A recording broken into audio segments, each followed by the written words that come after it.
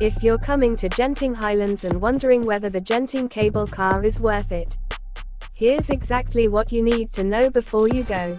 The main cable car you'll use is the Awana Skyway. Standard tickets usually cost around 11 ringgit one way and about 20 return. If you want the glass floor cabin, that's a premium option and costs roughly 29 to 35 one way, and those sell out fast. You can buy tickets at the station, but honestly, it's better to book online. Apps like Klook, Traveloka, Trip.com, or Get Your Guide usually have the same price or small discounts, and booking online saves you from queuing, especially on weekends or school holidays. Now, where do you actually take the cable car from?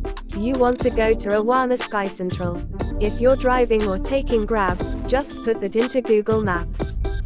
There's parking there, and the cable car station is directly connected inside the mall. If you're taking a bus from KL, most buses stop at Awana bus terminal, which is just a short walk away. Operating hours are usually from around 7 in the morning until about 11 at night. But weather can affect this, so it's always good to check on the day.